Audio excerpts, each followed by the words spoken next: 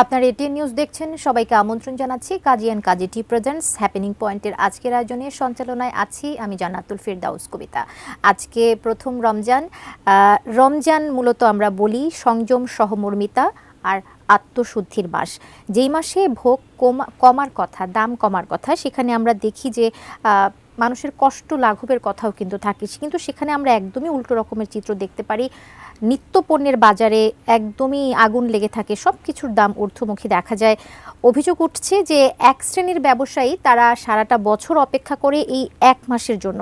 এখানে প্রশ্নটা থেকে যায়, ইসলাম যেখানে মজুদদারি, কৃত্রিম সংকট আর অতিরিক্ত মুনাফাকে কঠোরভাবে নিরুৎসাহিত করে, সেখানে মুসলিম প্রধান দেশের রমজান এলেই কেন বাজার অস্থির হয়ে পড়ে? এখানে আসলে বাজার তদারকিটা কোথায়, আর ব্যবসায়ীদের নৈতিকতা তা কি শুধু প্রশ্নে এবং বক্তৃতাতেই সীমাবদ্ধ থেকে যাচ্ছে?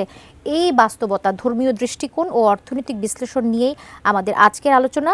রমজান সংযম নাকি মুনাফার মৌসুম? আমাদের সঙ্গে এই বিষয়ে আলোচনা করার জন্য আজকে স্টুডিওতে উপস্থিত আছেন মুফতি মোহাম্মদ বদিউল আলম সরকার, প্রিন্সিপাল মাহমুদা খাতুন মহিলা কামিল মাদ্রাসা, ঢাকা। আপনাকে আমন্ত্রণ আমাদের আজকের হ্যাপেনিং পয়েন্টের আয়োজনে। আপনাকে ধন্যবাদ এবং সম্মানিত দর্শক ও শ্রোতা মণ্ডলীদেরকে আন্তরিক মোবারকবাদ। আচ্ছা, শুরুটা করতে চাই একটু ভিন্ন রকমভাবে, যে রমজান আসলেই কিন্তু আমরা ইফতারের একটা প্রসঙ্গ চলে আসে, সেহরির একটা প্রসঙ্গ চলে আসে, সেখানে কিন্তু আবার খাওয়া দাওয়ার একটা বিষয় কিন্তু জড়িত হয়ে পড়ে। যদি একটু জানতে চাই যে এই যে বিষয়গুলো, সেখানে কিন্তু নিত্য প্রয়োজনীয় দ্রব্য বা বাজারের একটা বিষয় যেখানে থেকে যায়, সেখানে আমরা দেখি এই মাসে একদম উল্টো রকমের চিত্র। যেখানে দামটা কমে যাওয়ার কথা, সেখানে দামটা বেড়ে যাচ্ছে। এই সংযমের মাসে আসলে এমন চিত্র নৈতিকতার জায়গায় কতটা প্রশ্নবিদ্ধ? ধন্যবাদ সম্মানিত সঞ্চালক। আলহামদুলিল্লাহ ওয়াসসালাতু ওয়াসসালামু আলা রাসূলিল্লাহ ওয়া বা'দ। সম্মানিত দর্শক ও শ্রোতা মণ্ডলী, আসলে মাহে রমাদান, আর আজকে হচ্ছে প্রথম রমজান। রমজান আমাদেরকে সংযম শিক্ষা দেয়। রমজান মানুষের পাশে দাঁড়ানোর কথা বলে, রমজান মানুষের সাহায্য সহযোগিতার কথা বলে। সেজন্য হাদিসের মধ্যে এসেছে, হযরত সালমান আল ফারসি রাদিয়াল্লাহু তাআলা আনহু ওয়া আরদানা থেকে হাদিসখানা বর্ণিত। নবী সাল্লাল্লাহু আলাইহি ওয়াসাল্লাম বলেছেন, ও হুয়া শাহরুল মুআসার, এটা হচ্ছে পরস্পর সহমর্মিতার মাস। কিন্তু দুর্ভাগ্যের বিষয়ে আমরা যে প্রস্তুতি শুনলাম আজকে, যে রমজান আসলে পরেই একটু দ্রব্য মূল্য বেড়ে যায়, মানুষের কষ্ট হয়। এখন আমরা এই রমজান পাওয়ার পর, যে রমজানের ব্যাপারে আল্লাহর নবী মুহাম্মদ রাসূলুল্লাহ সাল্লাল্লাহু আলাইহি ওয়াসাল্লাম বলেছেন, মান সামা রমাদানা ঈমানান ওয়া ইহতিসাবান গুফিরা লাহু মা তাকাদ্দামা মিন যামবি, যে ব্যক্তি রমজানের রোজা রাখলো, আল্লাহ পাক তার পূর্বের সমস্ত গুনাহ মাফ করে দিবেন এবং তার জন্য জান্নাত নির্ধারিত হয়ে যাবে। কিন্তু এই রমজানের মধ্যে মানুষকে কষ্ট দেওয়া, দ্রব্য মূল্যের দাম বৃদ্ধি করা, বিশেষ করে এই যে আমরা এখন আজকে প্রথম ইফতার হবে, ইফতারের যে সমস্ত আইটেমগুলো আমরা ব্যবহার করি, আমরা যে খাদ্যগুলো গ্রহণ করি, তার ক্ষেত্রে যখন মূল্য বৃদ্ধি হয়, এটা তো ইসলাম সম্পূর্ণভাবে নিষিদ্ধ ঘোষণা করেছে, এটা হারাম করা হয়েছে। ইসলামের মধ্যে লাভ, এটা হালাল, লাভ করতেই পারে এবং করবে লাভ। ব্যবসা, এই নীতিটা অবশ্যই ইসলামে হালাল। কোরআনের মধ্যে আল্লাহ পাক বলেছেন, আহাল্লাল্লাহুল বাইআ ওয়া হাররামার রিবা, আল্লাহ পাক ক্রয় বিক্রয়কে হালাল করেছেন। কিন্তু এখানে মুনাফাখোর, বেশি লাভ প্রত্যাশী এবং মানুষকে কষ্ট দিয়ে নিজের মুনাফা অর্জন করা, মানুষকে এক আবদ্ধ করে, বিশেষ করে বন্দি করে, এক বন্দির মতো, যে আপনাকে এটা নিতে হবে এই দামে, এটা কিন্তু ইসলাম পছন্দ করে না এবং এটাকে ইসলাম নিষিদ্ধ ঘোষণা করেছে। সেই জন্যে এখানে দুইটা জিনিস, একটা হচ্ছে আজ-জুলুম। নবী সাল্লাল্লাহু আলাইহি ওয়াসাল্লাম বলেছেন, ইত্তাকুজ জুলমা ফাইন্নাজ জুলমা যুলমাতুন ইয়াউমাল কিয়ামা, তোমরা জুলুম থেকে বেঁচে থাকো, কারণ এই জুলুমটা পরকালে অন্ধকার হয়ে যাবে, তোমার জন্য অন্ধকারের কারণ হবে, জাহান্নামে যাওয়ার কারণ হবে। এই মানুষকে দ্রব্যমূল্য বৃদ্ধি করে তাকে কিনতে বাধ্য করা এবং বাজারের যেই চাহিদা এবং প্রয়োজন, এটা চাহিদা প্রয়োজনের অতিরিক্ত তার মুনাফা অর্জন করা, এটা ইসলামে নিষেধ। আপনি মুনাফা করবেন কিন্তু অতিরিক্ত এবং তাকে বাধ্য করে এক জায়গার মধ্যে আটকে রেখে এই লাভ করা, অতিরিক্ত মুনাফা অর্জন করা, ইসলাম এটাকে জুলুম হিসেবে সাব্যস্ত করেছে। আপনি রমজানের মধ্যে মানুষকে সহজ করা, মানুষের জন্যে কল্যাণকর করা, মানুষকে সহযোগিতা করা, এটা হচ্ছে রোজার একটা নীতি। রোজার পালনের এবং রোজার যে উদ্দেশ্য তার মধ্যে একটা হচ্ছে মানুষ মানুষের পাশে দাঁড়াবে, মানুষ মানুষের উপকার করবে, মানুষ কল্যাণের পথে চলবে। কিন্তু এটা মানুষকে কষ্ট দেওয়া হয়। সেই জন্যে ইত্তাফাকা আল আইম্মা, সমস্ত ইমামগণ একমত হয়েছেন আলা আন্না ইদা আল মুসলিমে হারামুন, কোনো মুসলমানকে কষ্ট দেওয়া এটা হচ্ছে হারাম। এখন সেই জন্য আমরা উদাত্ত আহ্বান জানাবো, বিশেষ করে এই পবিত্র মাহে রমজানের আজকে আত্মশুদ্ধির মাসে, সংযমের মাসে, ইবাদতের মাসে, আল্লাহকে পাওয়ার এই সময়ে আমরা যেন মানুষের সহযোগিতা করি, তাদের জন্য সহজ করি, লাভ করব, কিন্তু এটা নির্দিষ্ট পরিমাণে, যাতে মানুষের কষ্ট না হয়, জুলুম না হয়, এই বিষয়টা খেয়াল করতে হবে। একদমই ঠিক বলেছেন। আমার মনে হয় যারা এই সংশ্লিষ্ট আছেন, যারা ব্যবসা করছেন, বিক্রেতা আছেন, তারা আপনার কথাগুলো মনোযোগ দিয়ে শুনবেন এবং যারা অনৈতিকভাবে এই কাজগুলো করে থাকেন তারা যেন আলোর পথে ফিরে আসে। আচ্ছা, রমজানে ন্যায্য মূল্য নিশ্চিত করা, এটা কি শুধু আমরা সরকারের দায় বলবো নাকি আমাদের ইমানি দায়িত্বও বলবো? এখানে দুটা জিনিস, একটা হচ্ছে প্রত্যেকটি সরকার,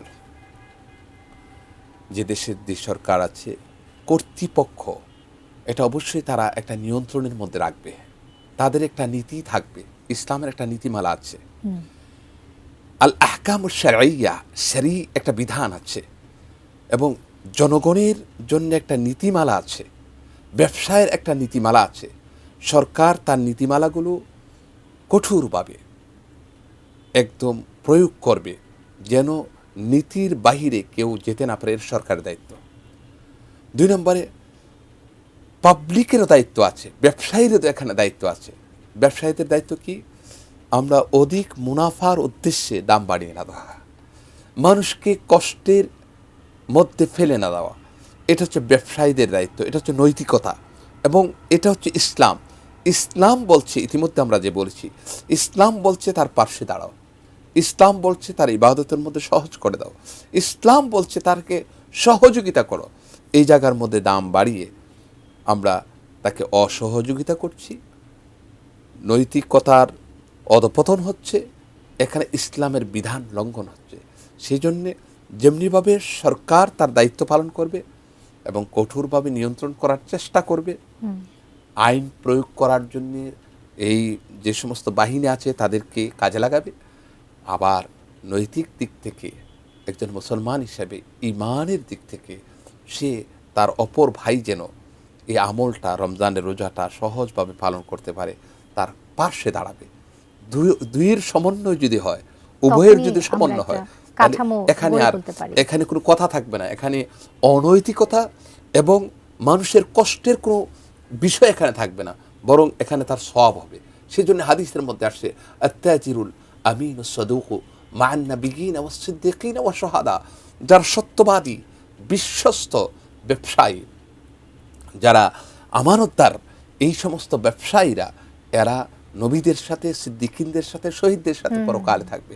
আবার অপর ব্যবসায়ী, যে সমস্ত ব্যবসার অধিক মুনাফা করে, মানুষকে কষ্ট দেয়, ধোঁকাবাজি করে, প্রতারণা করে, তাদের ব্যাপারে বলা হচ্ছে অপোজিটে তাদের ব্যাপারে সতর্কবাণী উচ্চারণ করা হয়েছে, তাদের জন্য জাহান্নাম নির্ধারণ আছে, তাদের জন্য পরকাল বরবাদ হয়ে যাবে। অতএব আমরা ইসলামের এই বিধানগুলো মানি। আমরা এই আত্মশুদ্ধির মাসে যেন নিজেকে পবিত্র করতে পারি, নিজেকে শুদ্ধ করতে পারি। আমাদের একটা বিরতির সময় হয়েছে, অতিথিকে সাথে নিয়ে আবারও আমরা এই আলোচনায় ফিরে আসছি।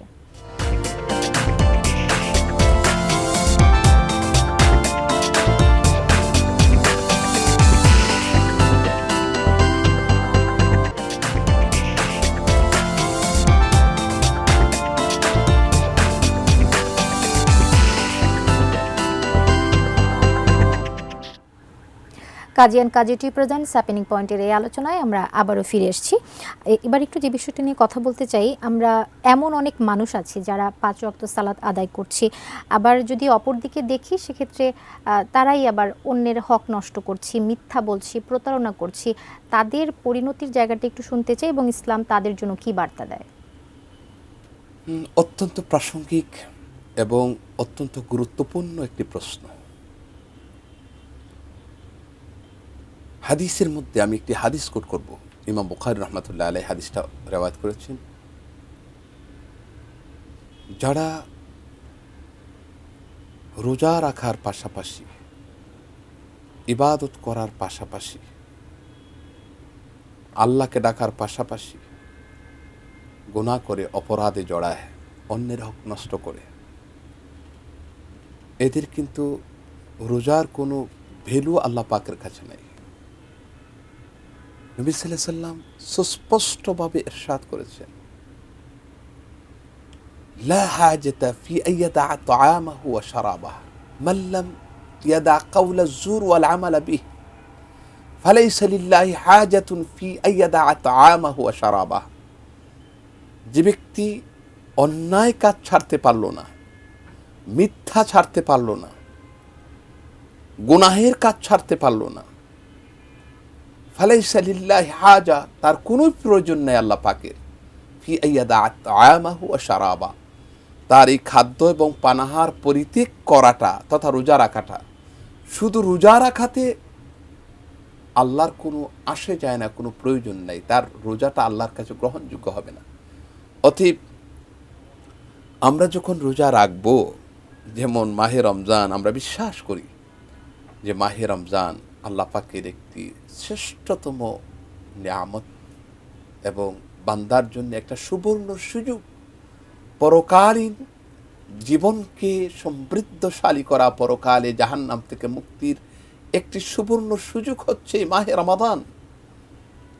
আমরা নামাজ পড়ছি ঠিক, রোজা রাখছি ঠিক, মানুষকে ঠকাচ্ছি। যেই প্রশ্নটা আজকে এসেছে যে মানুষকে ঠকাচ্ছে, আবার অন্যের হক নষ্ট করছে, তাহলে আপনি রোজার সাথে আপনার ওই আমলটা তো সাংঘর্ষিক হয়ে গেল।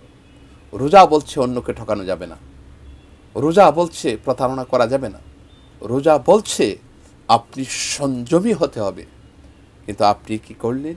উল্টাটা করলেন। তাহলে কি হলো? সাংঘর্ষিক হলো। তার রেজাল্টটা কি হলো? রেজাল্টটা হচ্ছে আপনার রোজাটা ব্যর্থ হলো। তাহলে এটা আমার ফতোয়া নয়, বরং নবী সাল্লাল্লাহু আলাইহি সাল্লাম এই ফতোয়াটা সুস্পষ্টভাবে দিয়েছেন। ফালাইসা লিল্লাহি হাজা ফি আইয়াদা তাআমাহু ওয়া শারাবা, তার এই পানাহার পরিত্যাগ করার মধ্যে আল্লাহর কোনোই প্রয়োজন নেই। প্রয়োজন মানে আল্লাহ এটা গ্রহণ করবেন না। অতএব আমরা বিনয়ের সাথে একদম করজোরে আপনাদেরকে নিবেদন করব, সমস্ত মুসলিম ভাই বোনদেরকে আমরা যথাযথভাবে রোজা পালনের চেষ্টা করি। আচ্ছা, এক সপ্তাহে দেখা গেছে যে লেবু, মরিচ, রসুনের অস্বাভাবিক এক রকমের মূল্য বৃদ্ধি আমরা দেখতে পেয়েছি। এটাকে কি বলবেন আসলে? ব্যবসায়ীরা কি সত্যি ক্ষতিগ্রস্ত নাকি অতি মুনাফার সুযোগ তারা নিচ্ছেন? এটা যদিও আমরা প্রত্যেক রমজানেই দেখে থাকি, আপনার কি মনে হয়? আচ্ছা, আমার অ্যানালাইসিসে ইতিমধ্যকার বাংলাদেশি বিভিন্ন সময়ের প্রেক্ষাপটে আমরা দেখতে পাই একদল মুনাফাখোর ব্যবসায়ী, একদল অতি লোভী মানুষ, লোভের তাড়নায় ওরা এই কাজটি করে থাকে সবসময়। বাকি 11 মাস তো আছে, সব সময় দেখা যায় যে একটা নিয়মে চলে আসছে। যেমন আপনি লেবুর কথা বললেন, অন্যান্য দ্রব্য সামগ্রীর কথা বললেন, এটা তো হঠাৎ করে বাড়ার কোনো কারণ নেই, কারণ থাকতে পারে না। হ্যাঁ, 5 টাকার জায়গা 6 টাকা হতে পারে, 10 টাকার জায়গা 12 টাকা হতে পারে, 10 টাকার জায়গা 100 টাকা তো হতে পারে না। এটা তো সাধারণ মানুষের অবুঝে। অতএব যারা আজকে এই কাজটা করলো, এটা একটা সিন্ডিকেট। যদি সিন্ডিকেট হয়ে থাকে, অবশ্যই একটা সিন্ডিকেটের মাধ্যমেই এটা হয়, এবং তারা এই সুযোগটাকে কাজে লাগায়। আমি বলবো এই মাহে রমজানে যে কাজটা হয়ে যাচ্ছে বা করছেন, এর জন্য আপনাকে পরকালে অনুতপ্ত হওয়া লাগবে। আল্লাহর কাছে মাপ চাওয়া উচিত এবং আপনি লাভ করেন। আমরা বলছি অবশ্যই সমস্ত ইসলামী স্কলার বলেন, আলেম উলামা বলেন, কোরআন হাদিস বলেন, এক বাক্যে স্বীকৃতি দিয়েছে যে আপনি লাভ করতে আপনার জন্য জায়েজ, কিন্তু লাভটা যেন একটা সুনির্দিষ্ট নিয়ম এবং ব্যবসায়িক যে সমস্ত বাজারের মধ্যে প্রচলিত যে সিস্টেম, এই সিস্টেম অনুযায়ী হয়। বাহিরে যখন হবে এটা জুলুম হবে, আমরা ইতিমধ্যেও বলেছি, এটা প্রতারণা হবে, এটা কষ্ট হবে। এই তিনটা জিনিস একত্রে, একটা জুলুম, একটা হলো কষ্ট, আর একটা প্রতারণা। এই তিনটা জিনিসের সমন্বয় যখন আপনার এখানে চলে আসছে, এটা হারাম এবং আপনি গুনাহগারের পাশাপাশি আপনি কিন্তু ক্ষতিগ্রস্ত হবেন দুনিয়াতে এবং পরকালে। রমজান মাসটাতে যদি গরিব মানুষ ইফতার জোগাতে হিমশিম তাদেরকে খেতে হয়, তাহলে আসলে আমাদের সংযমটা কোথায় হচ্ছে? ইফতার কি এখন আসলে সামাজিক প্রতিযোগিতা এবং বিলাসিতার প্রতীক হয়ে দাঁড়াচ্ছে কিনা? আসলে এই বিষয়টা তো আমরা আজকে দেখছি যে সংযমের যে বিষয়টা, আজকে রোজার যে মূল টার্গেটটা, এটা আমাদের থেকে উধাও হয়ে গেছে। আমি বলবো যে আমরা রোজার যে স্পিরিটটা, রোজার যে উদ্দেশ্যটা, সেটা আমরা এখন একটা ট্র্যাডিশনাল একটি আমল বা ইবাদতে পরিণত করে ফেলেছি। আমরা মনে করি যে বছরের পর বছর রোজা আসবে, আমি রোজা রাখবো, আর অন্যান্য সব কাজই আমার চলতে থাকবে আমার স্বাভাবিকভাবে, স্বাভাবিক গতিতে, এবং আমি যেমন চলছি এমনই। না, না, না, কখনই হতে পারে না। বরং রোজার সংযমের যে শিক্ষাটা দিচ্ছে, খাওয়াকেও কন্ট্রোল করা, ইফতারের মধ্যে যে ইফতারের কথাটা বললেন, সেখানেও কন্ট্রোল করা। নবী সাল্লাল্লাহু আলাইহি ওয়াসাল্লাম এবং সাহাবায়ে কেরামদের আমল কি ছিল, তারা কতটুকুন খাদ্য গ্রহণ করেছিলেন, কি পরিমাণ খেয়েছিলেন। একটা হলো তাদের পরিমাণ, আর একটা তাদের আইটেম। আমরা যদি তার আইটেম দেখি, দেখে যে অনেক সাহাবী তখনকার সময়ে একটা দুটা খেজুর খেয়ে রোজা ইফতার শেষ এবং সাহরি শেষ, এরপরে এক গ্লাস পানি খেয়ে ওনারা রোজা রাখতেন। এখন আমরা এগুলো ভুলে গেছি। মানে আসল স্পিরিটটা, তার আসল রুহানিয়াত, মানুষের মধ্যে যে আত্মশুদ্ধি তৈরি করবে, তার মধ্যে আল্লাহ প্রাপ্তির যে চাওয়া এবং পাওয়াটা ছিল, সেটা থেকে আমরা দূরে সরে আসছি। আমরা শাহওয়াত নাফসানিয়াতকে, আমার প্রবৃত্তিকে আমি প্রাধান্য দিচ্ছি। অবশ্যই বলবো যে ইফতারের সময় এবং অন্যান্য খাবার সময় আমরা যে সংযমটা যেন লক্ষ্য রাখি।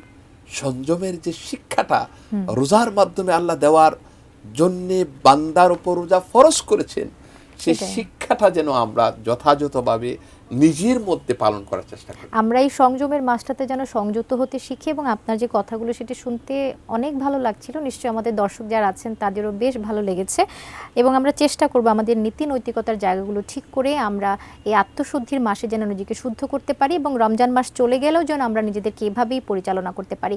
আপনাদেরকে দর্শক অনেক ধন্যবাদ, আমাদের এই আয়োজনে আপনারা সংযুক্ত হয়েছেন, আমাদের প্রোগ্রাম আপনারা দেখেছেন। ধন্যবাদ।